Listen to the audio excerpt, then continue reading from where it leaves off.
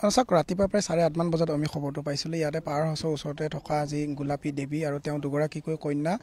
পৰিণীতা কুমাৰী আৰু নীলাক্ষী কুমাৰী গা ধুবলৈ আহিছিলে এই স্থানত গা ধুবলৈ অহাৰ পিছত গা ধুই তেওঁলোকে কাপোৰ ধুই যেতিয়া ওপৰলৈ গৈছিল তাৰপিছত নেক্সট টাইম কাপোৰ ধোৱা শেষ হোৱাৰ পিছত তেওঁলোকে গা ধুবলৈ আহিছিল কিন্তু গা ধুবলৈ আহোঁতে কি হৈছিলে যিগৰাকী কনিষ্ঠ কন্যা আছিলে প্ৰায় 6-7 বছৰীয়া পৰিণীতা কুমাৰী তেওঁ পিছলি গৈছিলে শিলৰ পৰা পিছলি যোৱাৰ পিছতে কিন্তু ওচৰতে মাতৃ থকা মাতৃ গোলাপী দেৱীয়ে তেওঁক বচাবলৈ গৈছিল বচাবলৈ যাওঁতে গোলাপী দেৱীও পানীত সোমাই পৰিল আৰু সেই সময়তে যিগৰাকী ডাঙৰ কন্যা আছিলে নীলাক্ষী কুমাৰী সেই নীলাক্ষী কুমাৰী দুয়োগৰাকীকে বচাবলৈ যোৱাৰ ফলত কিন্তু তিনিওটাৰে খলিল সমাধি হ'ল আৰু নৈটোৰ সিপাৰে থকা যি মানুহ আছিলে সেই মানুহখিনি প্ৰত্যক্ষ কৰিছিলে প্ৰত্যক্ষ কৰি তেওঁলোকে নাওলৈ আহিছিলে তেওঁলোক বচাবলৈ কিন্তু ইতিমধ্যে তেওঁলোক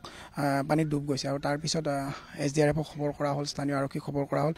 স্থানীয় আৰক্ষী বা SDRFৰ লোক আহি ইতিমধ্যে বিচাৰ খোচাৰ কৰে ইতিমধ্যে যিগৰাকী মাতৃ গোলাপী দেৱী তেওঁৰ মৃতদেহ উদ্ধাৰ কৰিছে যদিও আন দুগৰাকী কন্যা নীলাক্ষী কুমাৰী আৰু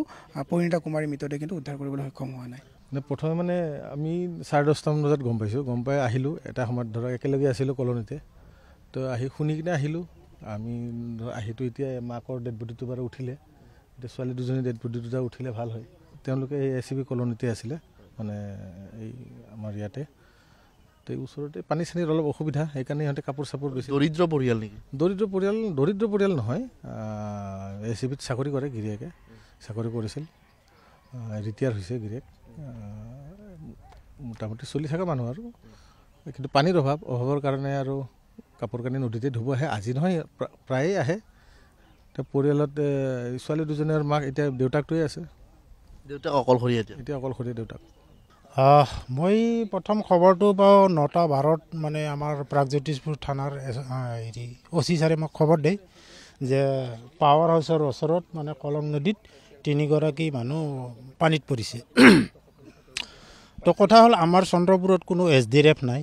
গতিকে তুৰন্তে মই গুৱাহাটীত যোগাযোগ কৰোঁ আৰু সেইমতে গুৱাহাটীৰ পৰা SDRF পাৰ্টি আহে আৰু আহি পেলাই 10টামান বজাত মানে চাৰ্চ আৰম্ভ কৰে অনুমানিক আৰম্ভ কৰি প্ৰথম মাতৃগৰাকীক পাওঁ তাৰে আধা ঘণ্টামান পিছত আকৌ সৰু ছোৱালীজনী পাওঁ তো আৰু নেক্সট আমাৰ চাৰ্চ চলি থাকিব তৃতীয়গৰাকীৰ কাৰণে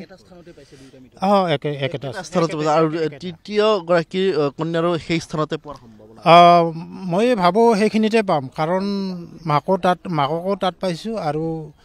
সৰুজনীও পালোঁ তাত আৰু ডাঙৰজনীও তাতে পোৱাৰ সম্ভাৱনা নুই কৰিব নোৱাৰি